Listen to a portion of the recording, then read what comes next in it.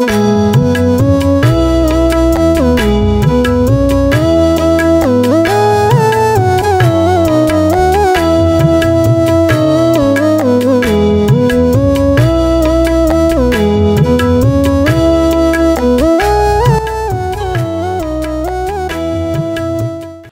brothers and sisters in the Lord, ప్రభునందు ప్రియమైన సహోదరి సోదరులారా, today's verse for our meditation is taken from the book of Psalms 35 verse 27. ఈ రోజు మన ధ్యానం కొరకు 35వ కీర్తన 27వ వచనం నుండి తీసుకొనబడింది. Let them shout for joy and be glad that favor my righteous cause. Yea, let them say continually.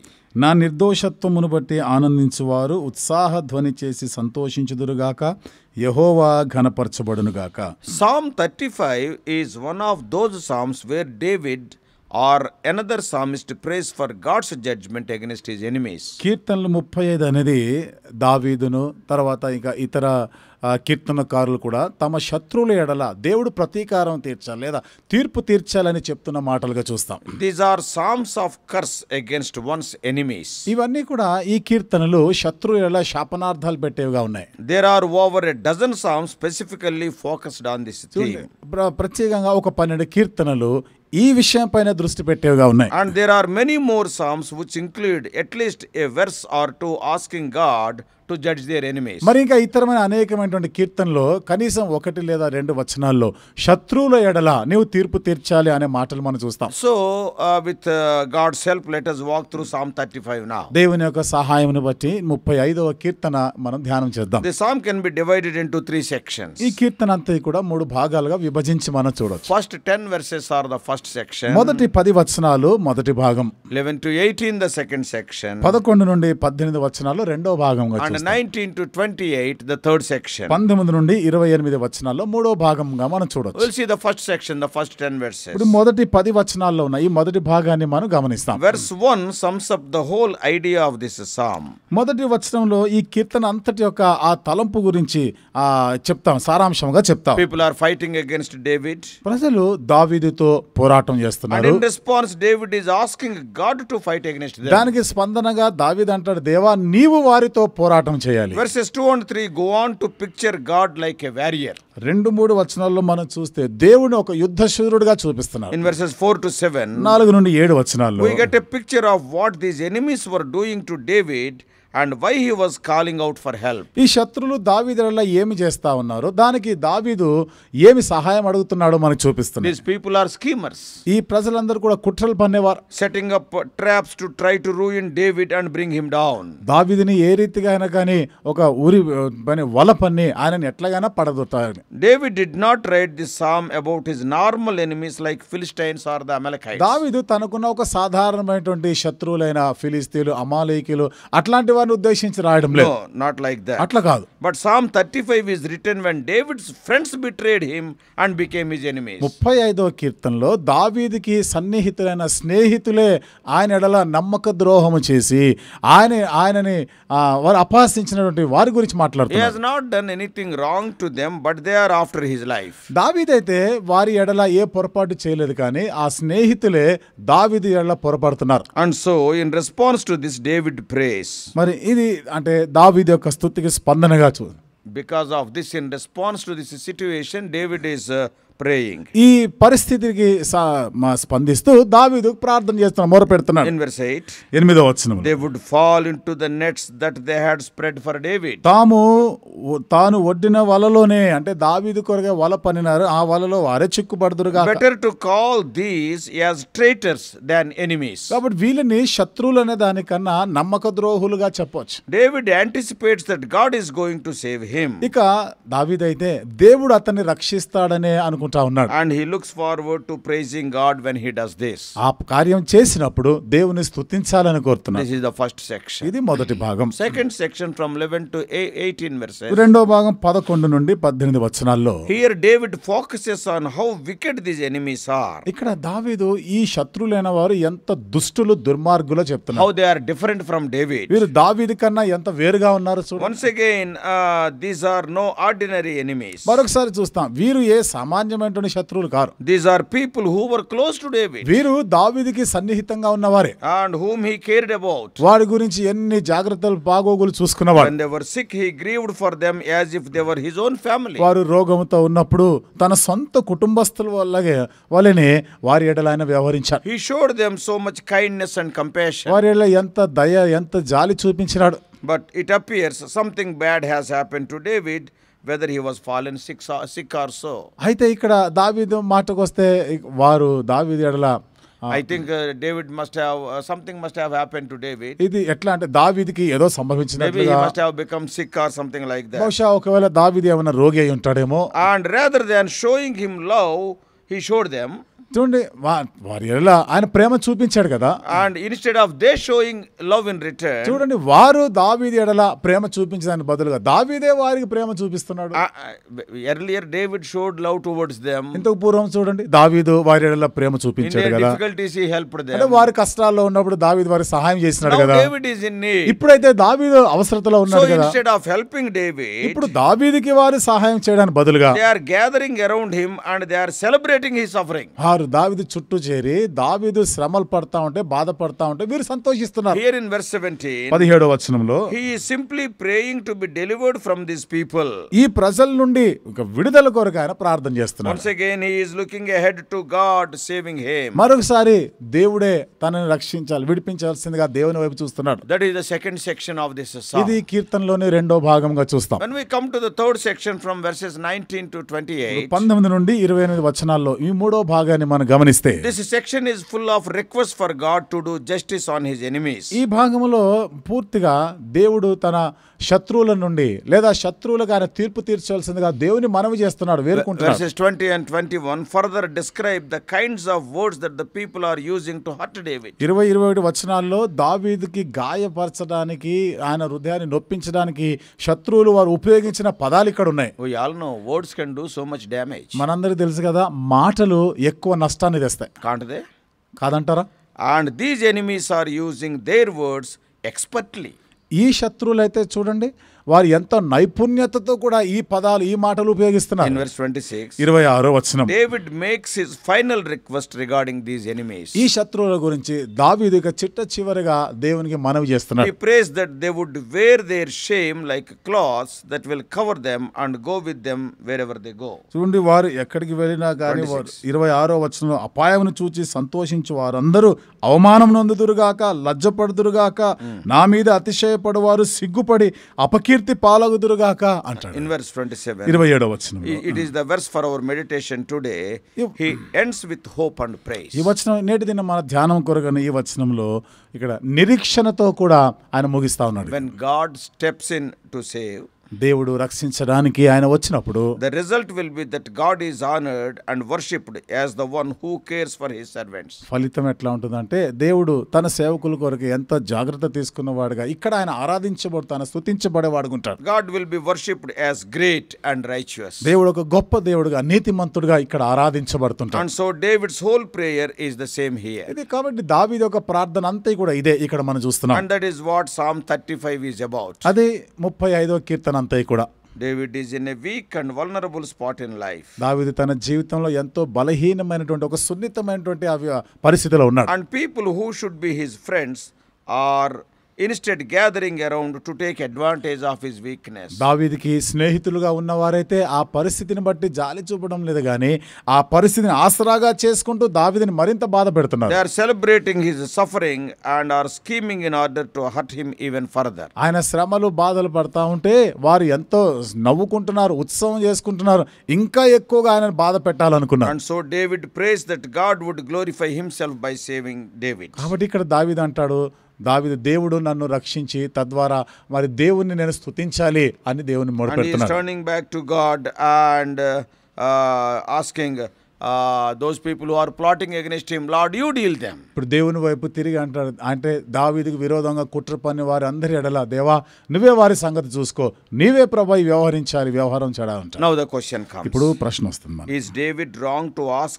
God to destroy his enemies? తన శత్రువులని నాశనం చేయమని కోరడంలో దావీదు పొరపాటు చేస్తున్నాడా? And how does this balance with Jesus' command that we love our enemies? మరి ఇక్కడ యేసుప్రభు వారు నీ శత్రువులను కూడా ప్రేమించాలన్నాడు కదా, ఆ మాటతో ఇది ఎక్కడ సరిపోతుంది? To answer those questions, ఆ ప్రశ్నలకి మనం జవాబుగా we are going to consider 4 truths. 4 సత్యాలను మనం ఇప్పుడు గమనిస్తాం. 2 of them come from this psalm, వాటిలో 2 ఈ కీర్తనలో నుండే ఉన్నాయి. and 2 of them come from other places in the Bible. మిగతా 2 బైబిల్లో ఇతర ప్రాంతాల నుండి తీసుకుంటాం. Number 1, మొదటిది, sin is serious. పాపం అనేది చాలా తీవ్రమైనది. We see it in Psalm 35. 35వ కీర్తనలో మనం దాన్ని చూడొచ్చు. We need to be reminded of this because we live in a world that tends to downplay sin, and they will take light of sin, and people are talking light of sin. ఈ ప్రపంచము పాపము గురించి ఎంతో చులకనగా పాపము గురించి ఆలోచిస్తా ఉంది కదా, ఆ విషయాలు మనం గమనించాలి ఇక్కడ. So the world will take very light of sin, it is common. లోకం చూడండి, పాపం అనేది అంత చాలా తేలికగా తీసుకుంటా ఉంటారు, అది వాళ్ళకి మామూలే. But sin is serious. కానీ పాపం మాటకు వస్తే అది చాలా తీవ్రమైనది. When David's enemies took advantage of this weak, oppressed and vulnerable state of David, దావీదు శత్రువులు వచ్చి దావీదు యొక్క బలహీనమైనటువంటి స్థితిని, ఆయన ఎంతో కృంగిపోయిన దిగజారిపోయినటువంటి ఆ స్థితిని చూసి వారు దాన్ని ఆసరాగా చేసుకున్నారు. and they celebrated when he was sick, ఆయన అనారోగ్యంగా ఉన్నప్పుడు వాళ్ళు ఉత్సవం చేసుకుంటున్నారు. and they schemed to trap an innocent person. ఇది అమాయకుడైనటువంటి వాడిని ఉరి వలబడుతా ఉన్నారు. These were awful, ugly and they are terrible sins. ఇవన్నీ కూడా ఎంతో వికారమైనటువంటి భయంకరమైనటువంటి పాపములు. Therefore punishment is exactly what their sin deserved. కాబట్టి వారు చేసిన ఆ పాపానికి ఆ శిక్ష తగినదే, వారు తగిన శిక్ష అనుభవించాల్సింది. We know Adam and Eve ate a fruit. మనకు తెలుసు కదా, ఆదాము అవ్వలు పండు తిన్నారు. And God cursed the whole universe as a result. దానికి ఫలితంగా దేవుడు విశ్వమంతటిని శపించాడు. What David prays for his enemies is exactly what their sins deserve. దావీదు తన శత్రువుల కొరకు చేసే ప్రార్థన ఏమిటిది?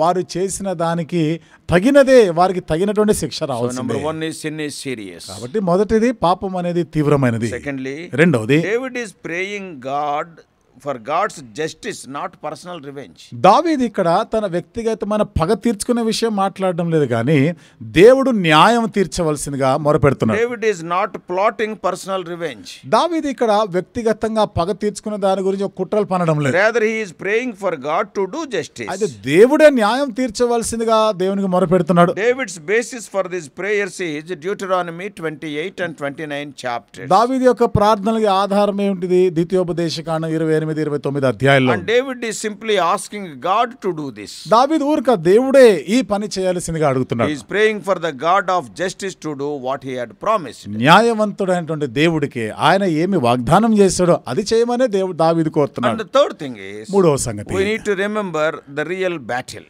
చూడండి, ఇక్కడ వాస్తవమైన యథార్థమైన యుద్ధం గురించి ఇక్కడ మనము ఆలోచన చేయాలి. Anytime we see conflict in the Bible, Bible గ్రంథంలో ఎక్కడైనా కానీ యుద్ధం, పోరాటం మనం చూసినప్పుడు we need to remember the big picture of where that conflict comes from. అసలు ఆ యుద్ధం, ఆ పోరాటం ఎక్కడ మొదలైందో దాన్ని మనం చూడాలి. Where did it start? ఎక్కడి నుంచి ఆరంభమైంది? And what is it all about? అది ఏంటి అసలు దాని సంగతి ఏమిటి? So that starting point of all conflict is found in Genesis 3:15. ఈ పోరాటాలన్నిటికీ మూలము ఎక్కడ ఆరంభము? ఆదికాండము 3వ అధ్యాయంలో So చూస్తాం. who are the offspring of the serpent? ఇప్పుడు సర్పం యొక్క సంతానం అంటే ఎవరు? And the Bible tells us that the offspring of the serpent are the people who act like the serpent. సర్పం యొక్క సంతానం ఎవరంటే బైబిల్ చెప్తా ఉంది, సర్పం వలె చేస్తున్న వారందరూ సర్ప సంతానం. John the Baptist addressed the Pharisees and Sadducees as brood of vipers in Matthew 3:7. మత్తయి సువార్త 3వ అధ్యాయం 7వ వచనంలో బాప్తిసమిచ్చి యోహాను శాస్త్రుల పరిశీలన చూసి అంటాడు కదా, మీరు సర్ప సంతానం అన్నాడు. They had serpentine hearts just like the devil. చూడండి, వారి యొక్క హృదయాల్లో, వారి మనస్సులో అపవాదిలాగానే సర్పాలు ఉన్నాయి వాళ్ళకి. And they are having the serpentine hearts. వారికి సర్పము వంటి మనసు, సర్పం వంటి హృదయాలు వాళ్ళకు. Read the words of Jesus in John 8:44. యోహాను సువార్త 8:44లో యేసు ప్రభువు వారు చెప్పిన మాటలు చదవండి. And we need to remember this truth anytime we see a conflict between the righteous and the unrighteous. నీతిమంతుడికి అనీతిమంతుడికి ఎప్పుడు పోరాటం వచ్చినా ఈ సంగతి మనం జ్ఞాపకం చేసుకోవాలి. Anytime we see God's people being persecuted or oppressed by the wicked. ఎప్పుడైనా కానీ దేవుని ప్రజలైనటువంటి వారు దుష్టుల ద్వారా వారు అణగద్రొక్కబడతా ఉన్నప్పుడు, బాధించబడతా ఉన్నప్పుడు ఈ విషయాలు జ్ఞాపకం. What we are seeing in this offspring of the serpent at war with the true offspring of the woman. ఈ సర్ప సంతానం విషయంలో మనం ఏదైతే చూస్తున్నామో స్త్రీ సంతానానికి సర్ప సంతానం ఎప్పుడు కూడా వైరం ఉంటుంది కదా. God's people and Satan's people are in conflict. దేవుని ప్రజలు సాతాను సంబంధికులు ఎప్పుడు కూడా వారికి వైరమే, యుద్ధం, పోరాటమే ఉంటుంది. And so when David prays for God to crush their enemies, ఇప్పుడు దావీదు వారి శత్రువులని అనగదొరక్కాలి, చితకదొరక్కమని దావీదు దేవునికి ప్రార్థన once చేస్తున్నప్పుడు again he is simply praying for God to do what he has promised to do back in Genesis 3:15. మరొక పర్యాయం ఆయన చెప్పే మాటల్లో ఉద్దేశం అదే. ఆది కాండములో దేవుడు ఏమి చేసినాడో, దేవా ఇప్పుడు కూడా నువ్వు అలాంటి పనే 3:15. చేయమనుకో. 3వ అధ్యాయం 15వ వచనంలో చేసిన ఆ కార్యాన్నే ఇక్కడ నువ్వు చేయమని దావీదు కోరుతున్నాడు. And fourthly, 4వ మాట, love your enemies. Isn't that the last word? శత్రువులను ప్రేమించుడి అన్నాడు కదా, అదేనా చివరి మాట?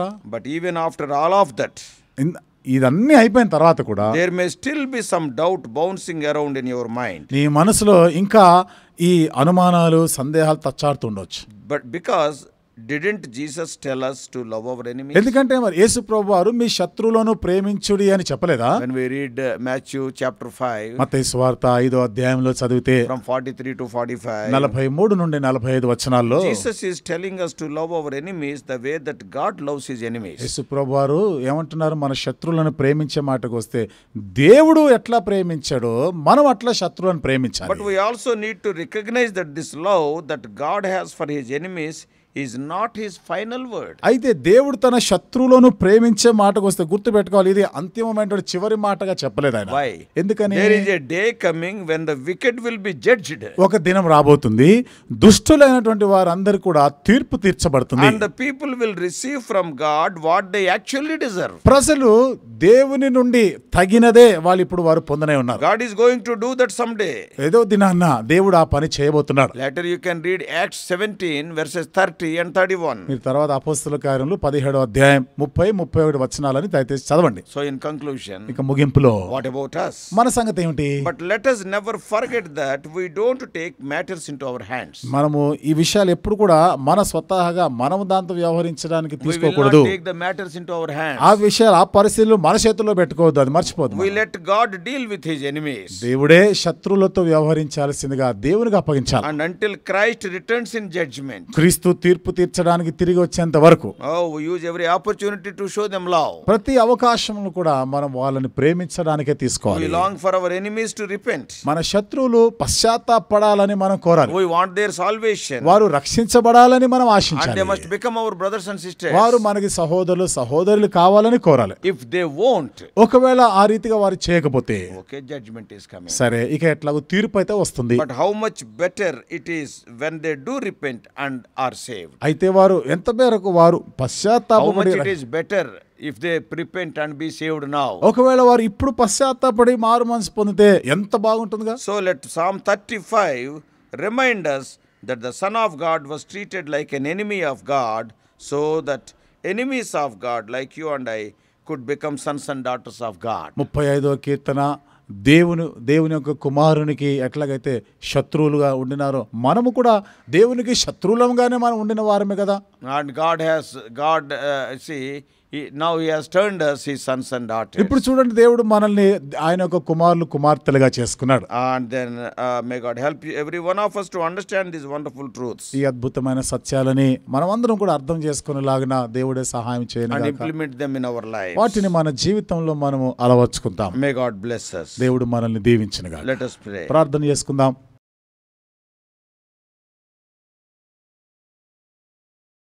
Loving Heavenly Father, ప్రేమగల మా పరలోకపు తండ్రి, how gracious God, కృపగల మా దేవా, oh you are worthy of all our worship. మా ఆరాధనలన్నిటికీ యోగ్యుడవై ఉన్నావు. Oh Lord, when we see we are asked to love our enemies. దేవా, ఇక్కడ మా పరిస్థితి చూస్తే శత్రువులను కూడా ప్రేమించాలని కోరినారు. In the life of David, దావీదు though జీవితంలోనైతే he loved his enemies, శత్రువులను ప్రేమించినప్పటికీ sometimes his own brothers have become his enemies. కొన్నిసార్లు సొంత సహోదరులే దావీదుకి శత్రువులైనారు. But even then, అయినప్పటికీ he started loving them. వారిని ప్రేమిస్తూనే ఉన్నాడు. He left the vengeance to your hands. ప్రభా, మరి ఆ పగ తీర్చుకునే పని మీకే వదిలిపెట్టినాడు. Today they may look prosperous. ఈ రోజు ప్రభా వారు ఏదో వర్ధిల్లినట్లుగా ఉండొచ్చు. Today all their schemes may seem successful. ఇది నాన్న వారి కుట్రలన్నీ కూడా ప్రభా అవేదో విజయవంతంగా ఉండొచ్చు. But we know the judgment is awaiting them. కానీ వారి కొరకు తీర్పు వేచి ఉందన్న సంగతి మేము ఎరుగుదాం. So as far as we are concerned, help us to love even the enemies. మరి ఇక మా మట్టుకైతే ప్రభా మరి మేమైతే శత్రువులను ప్రేమించే వారముగానే చేయండి. Help us to pray for their repentance and salvation. వారు మారు మనసు పొందాలి, రక్షణ పొందాలని ప్రార్థన చేయవారముగా Give సిద్ధపరచండి. us this attitude. ఈ వైఖరిని మాకు ఇవ్వండి. You have loved us.